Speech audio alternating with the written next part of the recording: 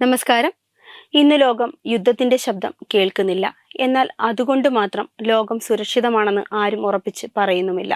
കാരണം ലോകമെന്ന് മൂന്നാം ലോക മഹായുദ്ധം പ്രതീക്ഷിക്കുന്നു. റഷ്യ ബ്രിട്ടനിലെ 38 നഗരങ്ങളെ ലക്ഷ്യമാക്കി ബോംബിംഗ് ലിസ്റ്റ് തയ്യാറാക്കിയെന്ന വാർത്ത പുറത്തു വരുമ്പോൾ ലോകം ഒരിക്കൽ കൂടി നിശബ്ദമായി ഞെട്ടുന്നു.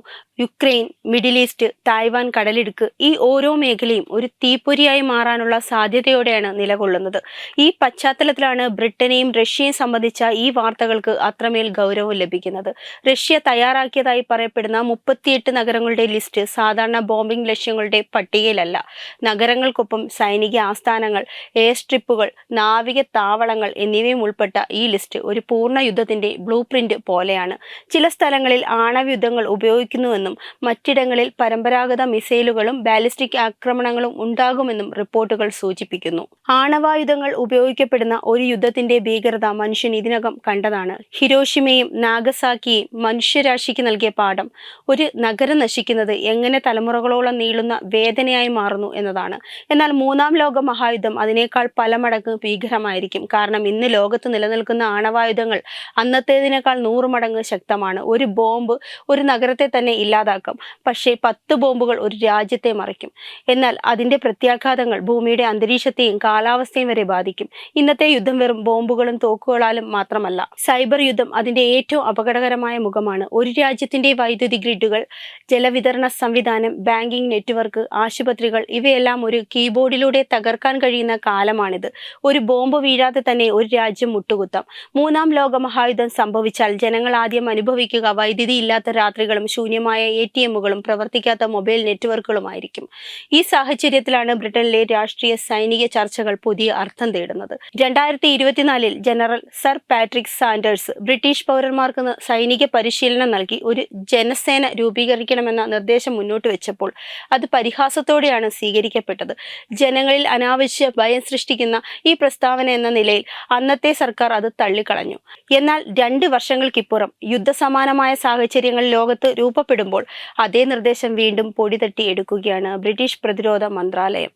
ഇന്ന് ബ്രിട്ടൻ ചിന്തിക്കുന്നത് ഒരു കാര്യം മാത്രമാണ്: യുദ്ധം വന്നാൽ രാജ്യം തയ്യാറാണോ? അത്യാവശ്യ ഘട്ടങ്ങളിൽ ഉപയോഗിക്കാനുള്ള റിസർവ് സേനയുടെ പ്രായപരിധി 65 നിന്ന് ഉയർത്താനുള്ള ആലോചന തന്നെ അതിന്റെ തെളിവാണ്. വിരമിച്ച സൈനികരെ വീണ്ടും സജീവമാക്കുക, അവരെ പരിശീലകരായും യുദ്ധസഹായികളായും ഉപയോഗിക്കുക, ഇതെല്ലാം ഒരു പ്രതിരോധ നടപടിയായി കാണാം. എന്നാൽ അതിനൊപ്പം തന്നെ ഇത് സൈനിക ശേഷിയുടെ അപര്യാപ്തത തുറന്നു കാണിക്കുന്നതുമാണ്. ഇന്നത്തെ യുദ്ധങ്ങൾ റോബോട്ടുകളും ഡ്രോണുകളും ആർട്ടിഫിഷ്യൽ ഇന്റലിജൻസും നിയന്ത്രിക്കുന്നതാകുമ്പോൾ മുൻകാല യുദ്ധാനുഭവങ്ങൾ എത്രത്തോളം പ്രയോജനപ്പെടുമെന്ന ചോദ്യവും ഉയരുന്നു. 55 വയസ്സിന് മുകളിലുള്ളവരെ സൈന്യത്തിൽ നിലനിർത്തുന്നത് സൈനിക മരണനിരക്ക് വർദ്ധിപ്പിക്കുമെന്ന മുന്നറിയിപ്പ് മുൻ സൈനികൻ തന്നെ നൽകുന്നു.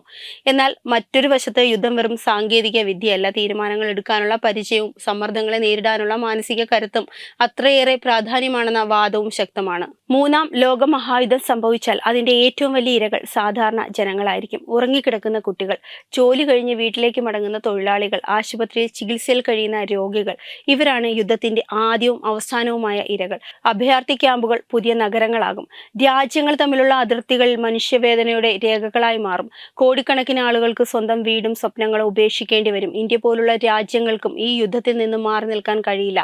യുദ്ധം നമ്മുടെ മണ്ണിൽ നടക്കാതിരുന്നാലും അതിന്റെ പ്രത്യാഘാതങ്ങൾ നമ്മുടെ അടുക്കളകളിലേക്കും ബാങ്ക് അക്കൗണ്ടുകളിലേക്കും എത്തും. ഇന്ധനവില കുതിക്കും, ഭക്ഷ്യവില ഉയരും, തൊഴിലവസരങ്ങൾ കുറയും, സാമ്പത്തിക അനിശ്ചിതത്വം വർദ്ധിക്കും, ലോകം മുഴുവൻ ഒരു ശ്വാസം മുട്ടുന്ന അവസ്ഥയിലേക്ക് നീങ്ങും.